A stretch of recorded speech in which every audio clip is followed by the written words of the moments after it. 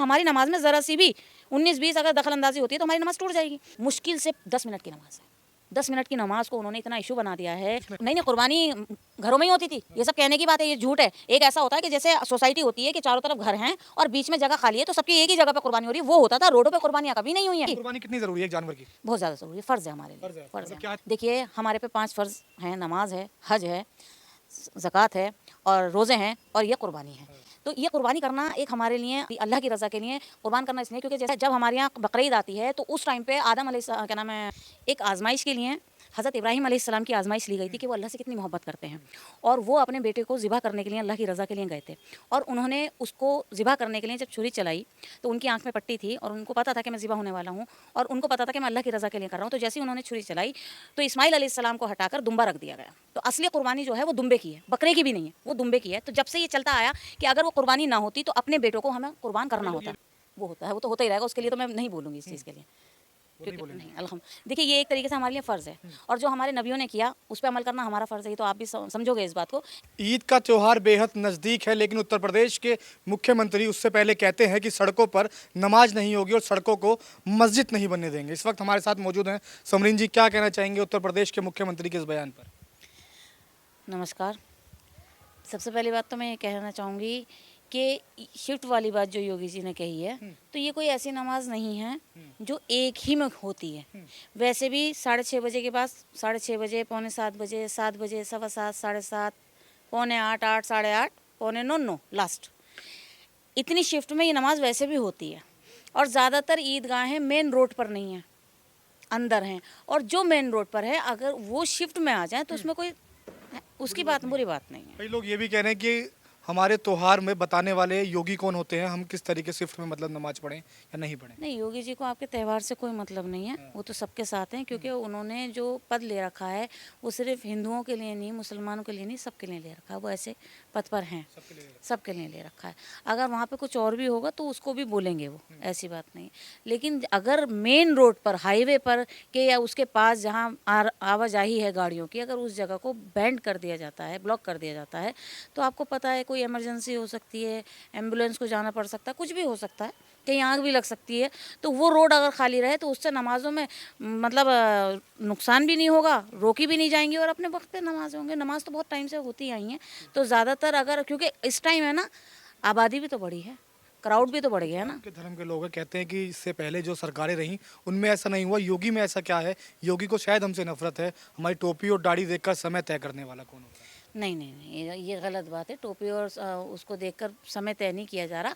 आप टाइम देखिए, योगी जी अब हैं, आप उस टाइम की बात कर रहे हो, आज से 15-20 साल पहले की, जब इतना नहीं था। अब जिस तरीके से भीड़ भी बढ़ रही है, रोड भी बने हैं, आवाजाही है, तो वो उस हिसाब से बोला जा रहा है। उस चीज़ को, योगी जी की बात को गलत लेके जाने की ज़रूरत नहीं है। और जो इंसान गलत लेके जाएगा वो किसी का नुकसान नहीं करेगा, अपना करेगा। क्योंकि ये तो एक तरीके से हमारे लिए बेहतरी है ना। अगर हमें यहाँ पूरे में नमाज़ पढ़नी पड़े और हमें ये कहा जाए कि आप इस हिस्से से इस हिस्से में पढ़ लो, ये इतनी पढ़ लो, 2 बार पढ़ करके पढ़ लो कि आधे आधे लोग आ जाएं, तो इसमें कोई एतराज़ की बात नहीं होनी चाहिए। ये हमारे लिए बेहतरी है, ये हमारे लिए बेहतरी है। लोग बाग इसको है ना इशू बना रहे हैं क्योंकि देखिए इलेक्शन आ रहा है 27 और ये ईद बकरीद, ये तो आज कोई नई बात नहीं, कोई है होली दिवाली कोई नई बात कोई है।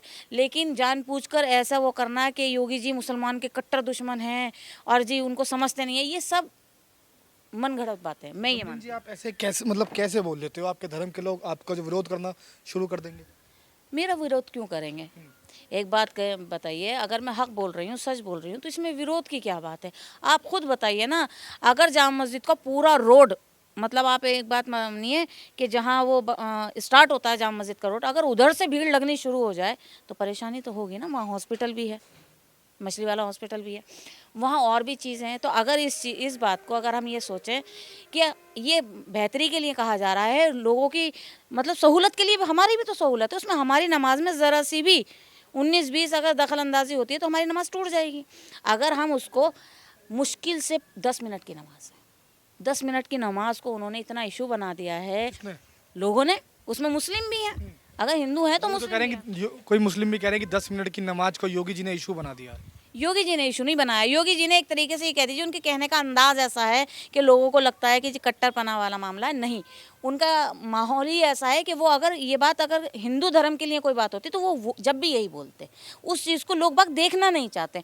आप एक बात बताइए, जिस टाइम मुस्लिम महिला को मुस्लिम जेंट्स ने छेड़ा, वो चाहते तो यूँ कहते कि जी मुस्लिम का मामला, मुस्लिम समाज, हमें कोई मतलब नहीं। एनकाउंटर है तो है, अगर हिंदू का है तो मुस्लिम का भी है।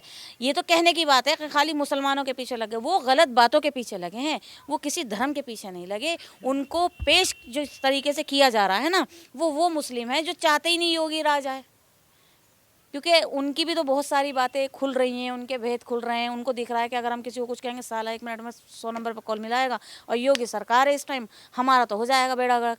तो ये जो डर है ना उनके अंदर, वो इस वजह से चाहते हैं कि योगी जी हट जाएंगे, हम ऐसा ड्रामा करेंगे तो ऐसा होगा नहीं। जिसने 9 साल तक राज किया है और 9 साल तक विकास किया है, तो आप मानकर चलिए कि उसके विकास को देखा जाए। आप एक मुस्लिम महिला है, मुस्लिम समुदाय में आप बैठती होंगी, मुस्लिम धर्म के लोगों में आप बैठती होंगी, क्या चर्चा चलती है योगी जी को लेकर? कई जो मुसलमान हैं वो योगी जी से जो है कहते हैं कि योगी जी हट जाएं तो हमारा मजा आ जाए। बहुत सारे लोग हैं ऐसे।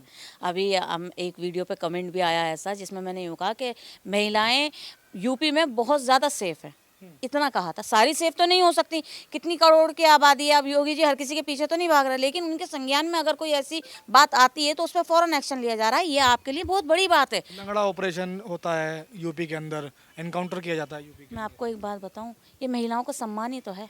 वरना आप खुद बताइए, आप रिपोर्टर हैं और आप मुझसे ज़्यादा तजुर्बा रखते हैं। एक वक्त ऐसा था कि औरतें बाहर निकलने को राज़ी नहीं थी, माहौल इतना ख़राब हो चुका था, बदमाशी इतनी आम हो चुकी थी, और आज यहाँ तो बदमाशी का नाम ही नहीं है।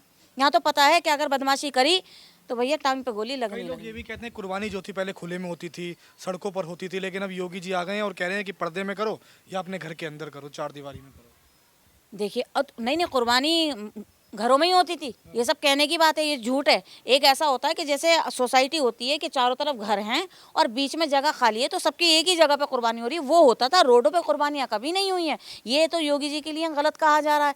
अगर आप उनको उकसाने के लिए रोड पे जानबूझ के कुर्बानी करोगे तो वो तो आपकी गलती है ना। अपने घरों में कुर्बानी करते हैं। आप एक बार बताइए, पूजा अपने घर में आप करोगे तभी तो आपको उस चीज़ का पुण्य मिलेगा, उसकी जो पॉजिटिविटी है हमारे घर में रहेगी। कुर्बानी कितनी जरूरी है एक जानवर की? बहुत ज़्यादा ज़रूरी है, फ़र्ज़ है हमारे लिए, फ़र्ज़ है। मतलब क्या है, थोड़ा समझाइए जिन लोगों को नहीं पता। देखिए, हमारे पे 5 फ़र्ज़ हैं, नमाज है, हज है, ज़कात है और रोज़े हैं, और ये कुर्बानी है। तो ये कुर्बानी करना एक हमारे लिए अल्लाह के लिए, अल्लाह की रज़ा के लिए कुर्बान करना इसलिए क्योंकि जैसे आपके यहाँ काल को मानते हैं मतलब, और वहाँ पर कुर्बानी होती है बछड़े की। तो ऐसे ही हमारे अंदर ये है कि जब हमारे यहाँ बकरीद आती है तो उस टाइम आजमाइश के लिए हज़रत इब्राहीम अलैहिस्सलाम की आजमाइश ली गई थी कि वो अल्लाह से कितनी मोहब्बत करते हैं, और वो अपने बेटे को ज़िबा करने के लिए अल्लाह की रज़ा के लिए गए थे। और उन्होंने उसको ज़िबा करने के लिए जब छुरी चलाई तो उनकी आंख में पट्टी थी, और उनको पता था कि मैं ज़िबा होने वाला हूँ, और उनको पता था कि मैं अल्लाह की रज़ा के लिए कर रहा हूँ। तो जैसे ही उन्होंने छुरी चलाई तो इस्माइल अलैहिस्सलाम को हटाकर दुम्बा रख दिया गया। तो असली कुर्बानी जो है वो दुम्बे की है, बकरे की भी नहीं है, वो दुम्बे की है। तो जब से ये चलता आया कि अगर वो कुर्बानी ना होती तो अपने बेटों को हमें कुर्बान करना लोग होता। ये भी कहते हैं कि कैसा त्योहार है, किसी को खुश करने के लिए किसी की कुर्बानी, बेजुबान जानवर की कुर्बानी। देखिए, ये तो रिलीजन है। अगर मैं आपके धर्म पे बोलूँ या आप मेरे धर्म पे बोलो तो उससे होगा नहीं, शुरू से चलता आया। और जो चीज़ हमारे लिए फ़र्ज़ है वो हमें करनी पड़ती है, चाहे एक ही करें हम, लेकिन करें। कई लोग कह रहे हैं कि समय के साथ बदला, हिंदू धर्म में जो काली माँ पर चढ़ता था उस समय के साथ बदल दिया गया, बंद हो गया, लेकिन आज भी मुसलमानों में ऐसा होता है। वो होता है, वो तो होता ही रहेगा, उसके लिए तो मैं नहीं बोलूँगी इस चीज़ के लिए। वो नहीं बोलेंगे। नहीं, देखिए, ये एक तरीके से हमारे लिए फ़र्ज़ है, और जो हमारे नबियों ने किया उस पर अमल करना हमारा फ़र्ज़ है। ये तो आप भी समझोगे इस बात को।